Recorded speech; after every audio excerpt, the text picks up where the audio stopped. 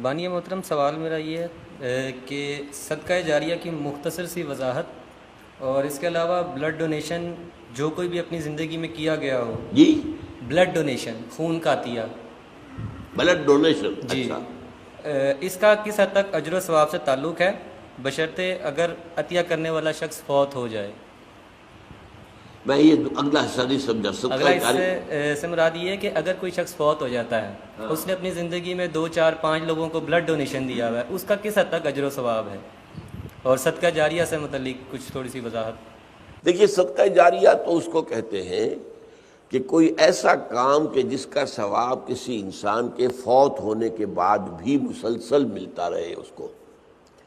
ورنہ اصل قاعدہ تو یہ ہے کہ موت آ گئی تو اب آپ کا جو ہے وہ جو امتحان کا وقت تھا اور جو کچھ کمائی کرنے کا وقت تھا وہ تو ختم ہو گیا. جیسے امتحان میں کہتے ہیں کہ بس سٹاپ رائٹنگ، اب وہ آپ کی رائٹنگ تو ختم ہو گئی. البتہ بعض اعمال ایسے ہیں کہ جن کے اثرات بعد میں بھی پھیلتے رہتے ہیں، اچھے اثرات، تو اس کے جو ہے اللہ تعالیٰ کی طرف سے اس کا ثواب بھی اس شخص کے مرنے کے بعد بھی اس کے حساب میں درج ہوتا رہتا ہے. بہترین صدقہ جاریہ نیک اولاد ہے.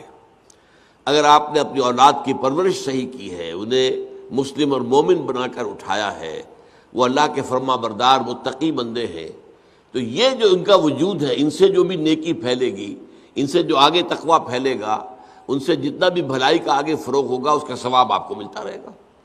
تو سب سے بڑا صدقہ جاریہ جو ہے وہ نیک اولاد ہے.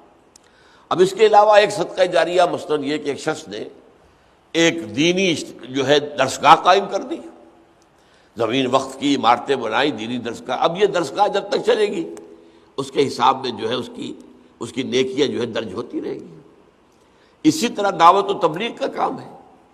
آپ کی دعوت و تبلیغ کے نتیجے میں جن لوگوں کو بھی ہدایت نصیب ہوئی، اب ان کی نیکیوں کا بھی اجر و ثواب آپ کو بھی ملتا رہے گا. اور وضاحت کے ساتھ کہا گیا ہے بغیر ان ينتقص من اجرہ شیء، وہ جو نیکی کریں گے ان کے اجر میں کوئی کمی نہیں ہوگی. یہ نہیں ہوگا کہ ان کے اجر میں سے جو ہے وہ دعوت اور تبلیغ کرنے والے کو اجر ملے گا، بلکہ یہ کہ اس کا اجر بھرپور اس کو ملے گا، اور اس کو اضافی طور پر جو اس کو ملے گا.